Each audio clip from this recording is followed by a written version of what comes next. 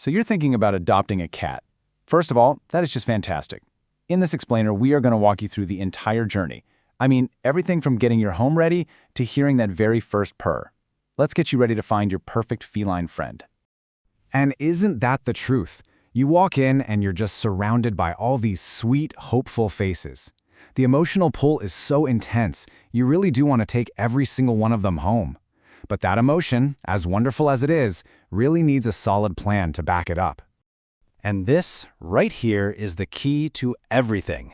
A truly successful adoption is so much more than just love at first sight. It's about making a lifelong compatible match. Finding the right fit for your home, your lifestyle, and, just as important, for the cat's own unique personality. To help you get there, we're going to walk through these 5 key stages. First, we'll talk about the shelter itself. Then, the prep work you should do before you even go. After that, we'll get into making a match, learning to speak cat, and finally, the big one, bringing your new friend home. Okay, so let's start with the shelter itself. It can be a really overwhelming place, right? All the sounds, the smells. That's exactly why having a clear plan is your most important tool for navigating that whole emotional experience. So where does the real work actually begin? You might be surprised to hear this, but it all starts before you even set foot in the shelter.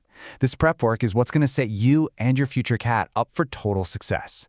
It's kind of the first question we all ask ourselves, isn't it? We all have this picture in our head. Maybe it's a big, fluffy orange cat or a sleek, mysterious black cat. But I want you to just hold that thought for a second, because our next slide is going to flip this whole idea on its head. I mean, how powerful is that? This quote completely reframes the entire process. Instead of starting with how a cat looks, the real goal is to figure out the personality, the energy level, and the qualities that actually fit into your life. The appearance? That becomes the very last piece of the puzzle. So here's your homework. Let's run through it. Think about your living space. Are we talking a small apartment or a big house? What's your daily routine like? Are you gone 10 hours a day or do you work from home? Be real about your budget for food, vet bills, all that stuff. And this is a big one. Make sure everyone in the house is on board. This isn't a test. It's about painting a realistic picture of the kind of cat that will truly thrive with you. All right, you've done your prep work, you've got your list of qualities. Now you're at the shelter, and it is time to find your match. And this isn't just about luck. There are some simple, really gentle ways to figure out which cat might be the right one for you. Now remember, shelters can be incredibly stressful for cats. So what you see in the cage isn't always their true personality. But these tips can help you look past that. Start by just talking to them. See who responds. Ask to meet them in a quiet room, away from all the noise. A gentle scratch under the chin can tell you so much. Do they lean into it, or do they pull back? Some cats just don't like being held, and that's totally okay. But it's good to know if you're picturing a lap cat. And that last point is so important. Always wash your hands between cats to give each one a totally fresh start with you. The shelter staff and volunteers, they are your absolute best resource. Seriously, don't be shy. Ask about everything. Knowing their medical history, their background, and especially why they were surrendered can give you really important clues about their needs. This isn't being nosy. This is being a great, responsible future pet parent. Okay, so you think you've found a potential match. This is where the real relationship begins. And a huge part of that is learning to understand what they're trying to tell you. Since they can't use words, it's really up to us to learn their language. This chart is an amazing starting point for learning to speak cat. The key is to look at the whole animal, their tail, their eyes, their ears, their posture. It all tells a story. And learning to read those signals is how you build trust and avoid misunderstandings. Let's just zoom in on a perfect example. Look at the difference in the tails. A tail held up high, that's a happy, confident greeting. But a bristled, puffed-up tail and an arched back, that signals fear. The really important thing to get here is that a cat showing these signs isn't being mean, it's terrified. Knowing that helps you give them space instead of making things worse. Oh, this is another big one that gets misunderstood all the time.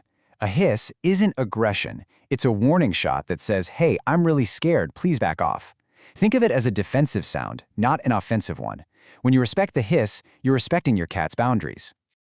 Okay, this is it. The moment you've been waiting for. It's time to bring your new cat home. But believe it or not, the journey isn't over yet. How you handle these first few days and weeks is absolutely crucial for building a happy life together.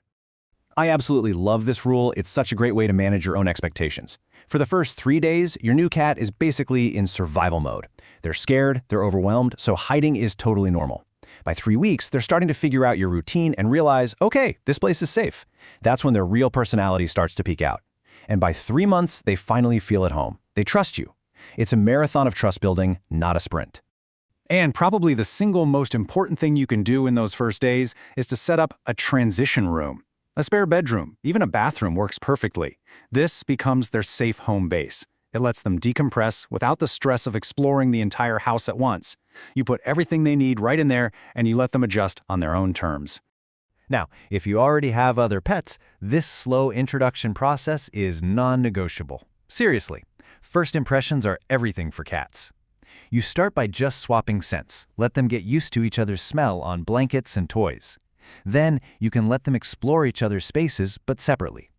Only after they're totally calm with all that do you allow them to see each other through a baby gate or a cracked door. Patience here will prevent so much drama down the road. And here we are, right back where we started, with this brilliant piece of advice. You began this whole journey by defining the personality you were looking for.